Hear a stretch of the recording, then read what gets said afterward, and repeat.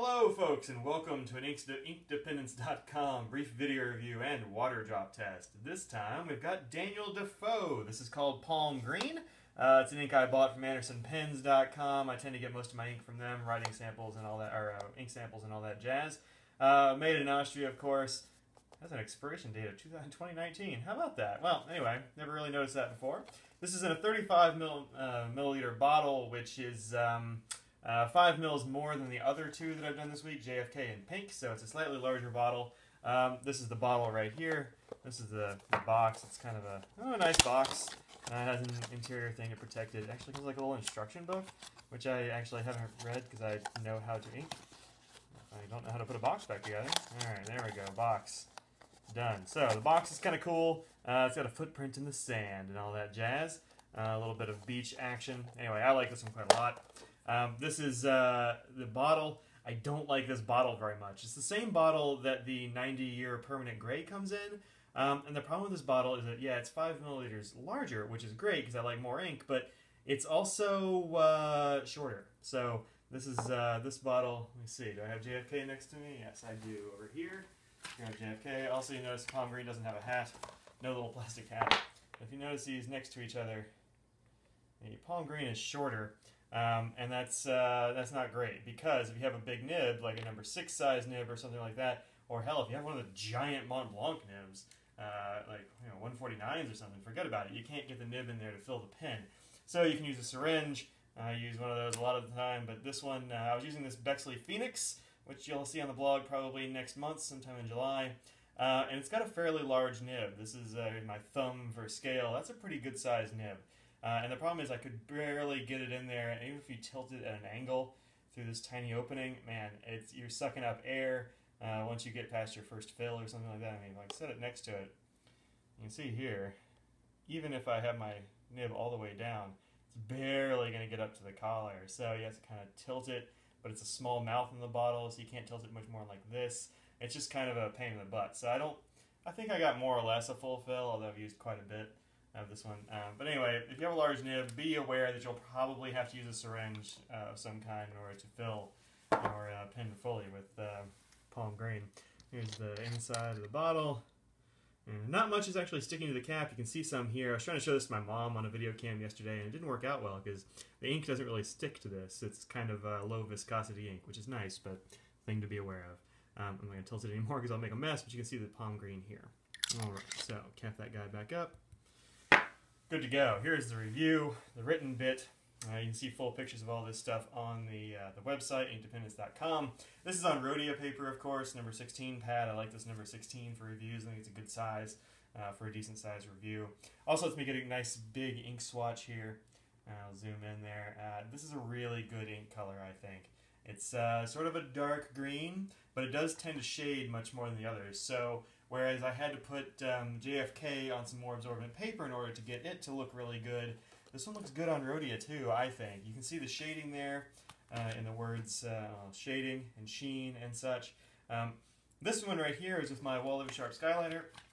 It's one of the new Wall Eversharps. You haven't seen these, they're pretty good. I've got a review of this pen on the blog. It's got a semi-flex nib.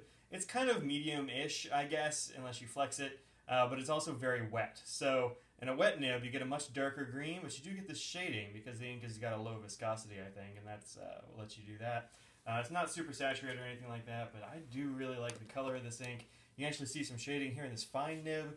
I already showed you this Phoenix nib a little bit, but it's a very fine nib. It's a much, it's called a fine, but I think it's on the very small side of fine in this Yovo nib. So anyway, even in this one, still shades. Also runs really well. I say medium wet. It's kind of hard to say if this is going to be a wet ink or not because the pen I used it in was kind of wet. And the Bexley I don't really know that well, but there were absolutely no hard starts, and I would leave this Wall Eversharp sitting around for like a week or two at a time, no problems. It did condense a little bit, so I used a fresh fill for this, but if you let it sit around, and especially in this wall, for some reason it has a little bit of, I think it's got a little bit of an air leak or something maybe, or I don't know, some such thing, but it allows the ink to condense a bit more than it would otherwise. So, you know, that's the thing to be aware of with that pen, but this is a fresh fill, so the color is accurate. It actually looks pretty sharp on the iPad, so I think that this is a good color Good color. Trueness? Correctitude? I don't know. Now, the first line up here, I was kind of joking. I don't really like the Jonathan Swift seaweed green all that much. I think it's kind of, I don't know, it's kind of bland, a little bit odd. It's a little on the dry side. This is none of those things. I think it's a great palm green. It looks like, to me, I mean, like, I'm not that familiar with palm trees. Maybe it's palm tree-ish, but I don't know, if you look at like a nice dark lush lawn or something, it kind of looks like this green. It's not as bright, it's dark, but it is good. I really like this one. It does shade, it works well on all kinds of papers. You see my copy paper test. Where did I put that? There it is. Comes the copy paper test. Of course you can see pictures of this on the blog, but why not, just in case people don't actually go to the blog. Here it is on copy paper. And you see there really aren't any feathers or anything. I don't see any anyway. Maybe in the close-ups we'll find some, but I don't really see any. Even with the fine nib, it seems to work just fine. In fact, I really like that fine nib on this paper better. It feels better. But this is the back of the page. You can see there's definitely a show-through. I've got it against a white background, of course. But here in the fine nib, I mean, there's like one little spot that might be called a bleed there. The rest of it looks fine. Even in my really wet Wall Eversharp, no problems. Like, there's a little bit here and a little bit there, but look, you could use the back of the page if you had to. It's not bad at all, I don't think. So if you're looking for a green ink that's kind of unusual, then this might be a good ticket for you. Here it is compared to a couple of other things. I didn't really go overboard on the comparisons this time. For some reason, I don't have very many greens inked up. Usually I do, but right now I just kind of don't. I don't really know why. Oh wait, I've got another green right here. Here's a green. This is Private Reserve Sherwood.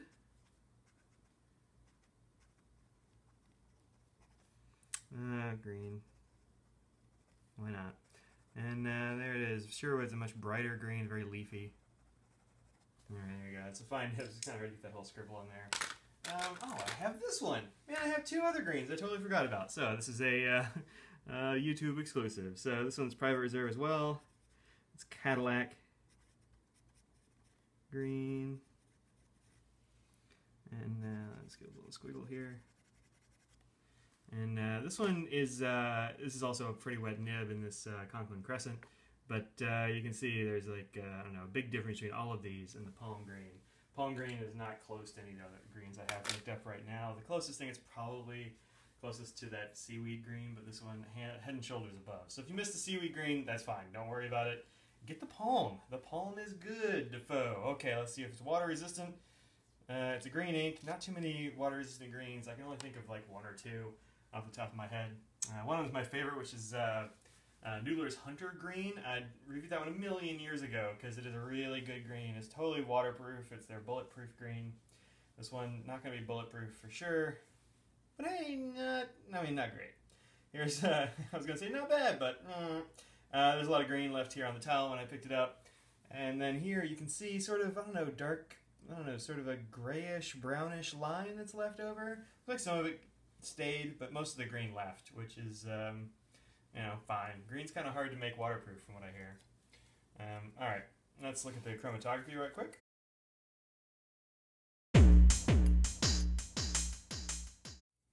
Here it is. That's Defoe's chromatography. I'll zoom in on it for you. And you can see down here at the bottom sort of a grayish, brownish tinge stuck around at the bottom, and while the rest of it sort of was pushed up, you have like this nice bright blue edge right up here along the top, and then kind of the palm green is right in here-ish. So it's an interesting leave behind. I'm not shocked to see that that gray kind of stay, or brown stay at the bottom when we had that on the chromatography. So not exactly water resistant, but it won't be completely ruined. You won't lose your work if you spill something on here. So there you go. Also, this review is just written, so it's pretty fresh, and ink hasn't exactly soaked into the page because it's rhodius. So I wouldn't worry too much about this, but there you go. All right, so this has been Daniel Defoe's Palm Green. This is the last of the limited editions that I have to show you right now. I will be ordering a bottle of the new Twilight Blue as soon as it becomes available, probably at Anderson Pens. They don't have it quite yet, but it's getting shipped to them. So I'll have that eventually, and I'll post that as soon as I can. But this time, Daniel Defoe Palm Green, an excellent green ink. It's kind of an avocado-y, army-ish green, but has great shading, behaves well in big and small nibs, and works well on even copy paper. So really, this is kind of a win-win. Go out and find yourself some Daniel Defoe. I am Mike. This is Ink Dependence. Oh, by the way, this usually costs about 19 bucks, so it's not the cheapest ink. But hey, you can only get it once, right? So get this little bottle here and get it now. If you want it. If you don't want it, fine, whatever, don't buy it. That's not my problem, but this is where it is. Anyway, so inkdependence.com is where you'll find the rest of the blog if you're seeing this on YouTube. And also patreon.com/inkdependence. If you'd like to help support the blog, become a patron. I do appreciate every single penny I get from Patreon and my glorious patrons. Thanks very much, patrons. You have my gratitude. And peace out.